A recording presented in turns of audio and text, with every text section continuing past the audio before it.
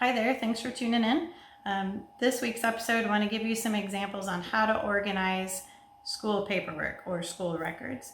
If your family is anything like ours, you have mountains of documentation from the school. Dylan's in 10th grade now, so naturally we had boxes of school records at some point in time. I'll give you an example here. Got a couple of 3-ring binders. This 3-ring binder, completely full, is just kindergarten through 5th grade. This second 3-ring binder here, again, completely full, is 6th grade through 8th grade. And what I don't have with me are a couple more sets of 3-ring binders for 9th grade into his 10th grade year. So naturally, we became aware really pretty quick, especially in the 8th grade year when we started having issues with the school district, that we needed to get those records in order. So I'll give you some examples of how we've gone about doing that. And it's a method that works really well for us so that we come into IEP meetings as prepared or more prepared than everyone else who attends the IEP meeting as far as Dylan's school records. So I'll mention a couple of templates that I'm providing available to you that we use. They're Microsoft Word documents.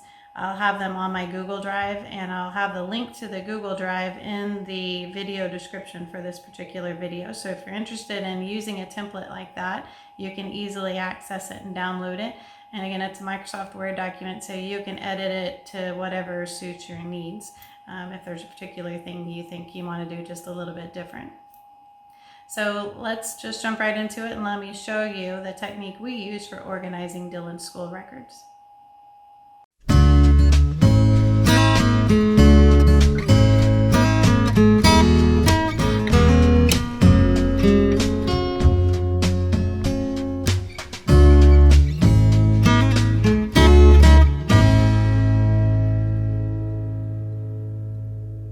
So if you've been following my channel for very long, you know that Dylan spends about half his time at his dad and stepmom's house and half his time at my house. And from a school paperwork perspective, that became a little bit challenging to organize school paperwork because sometimes the paperwork would come to my house, sometimes to dad's. I know at my house that it ended up typically being filed away in a box in my closet. So we did a really good job of retaining school paperwork and documents, but not a very good job of organizing it. And to be honest, for a long time, we didn't see the need to organize the documentation. Around Dylan's 8th grade year in school, it became evident pretty quickly that we needed to organize his school documents. There was a pretty good chance we needed to file a complaint with the Board of Education, and in order to do that, we would need to be able to pull pertinent school records at any moment in time. So we started doing a little bit of research for methods for organizing school paperwork. There's a lot of opinions out there about the best way to do that. I landed on one that seemed to make a lot of sense, and so far it's worked really well for us, so this is the one we want to share. So on the screen, I'm showing a template for a table of contents, and this is a table of contents that we use to organize our quote-unquote school binders, because that's how we organize them, is using 3-ring binders. So this template I have uploaded on a Google Drive, and I have the link to the Google Drive in the comments section or the description of this video. So if you're interested in using a template like this, feel free to access the Google Drive and download it. So let me walk you through the template itself really quick, and then I'll show you an example of how we've used it.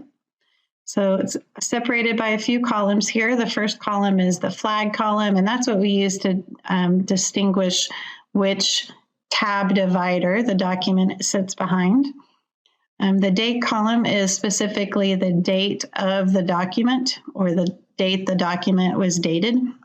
The author is who authored the document, where the document came from.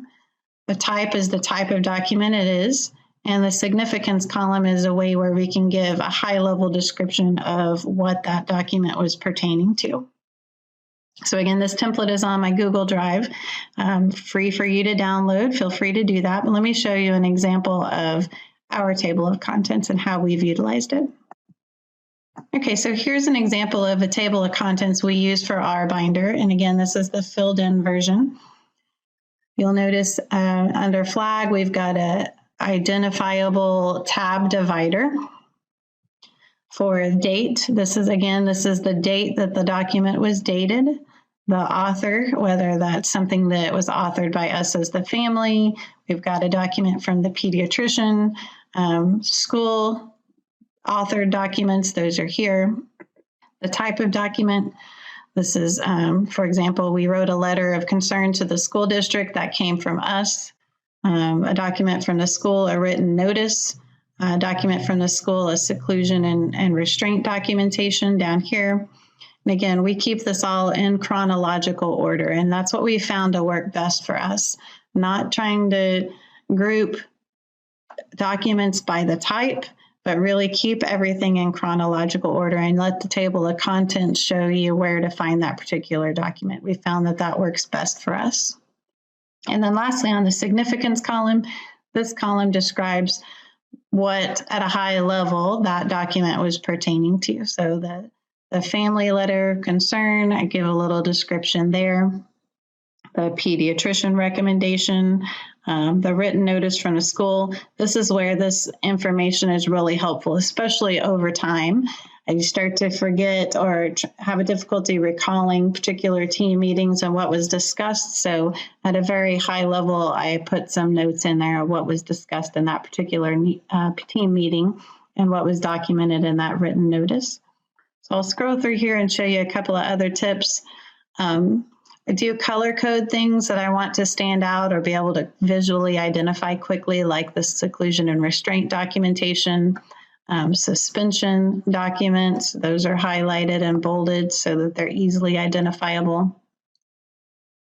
I'll also highlight things like the IEPs, the evaluations, because you might need to reference those at some point in time. There's the FBA down here. Behavior intervention plans, the BIPs.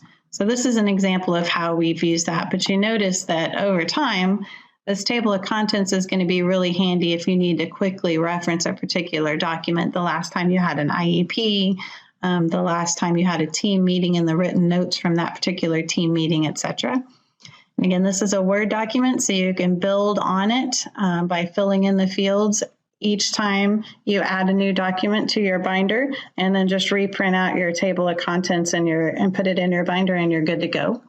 So this example of the table of contents, I'll also upload to the Google Drive. It'll be a PDF document, so you won't be able to edit it. And it's also, I've tried to remove all the personal identifying information from it, but this will give you an idea of how we have utilized a document like this to help organize our school documentation. All right, so there are some examples of how we organize Dylan's school paperwork, and as you can see, it's an abundance of it, but this method has worked really well for us, and we're going to continue to use this over time as Dylan progresses through the remaining years of his high school. So hopefully you saw some value in this. If you haven't already subscribed to this channel, please hit the subscribe button right here, right now. It's actually really easy to do. And if you like this video, please like it and share it with others that might see some value in it as well. So again, thanks for watching this video, and I look forward to talking to you again next week.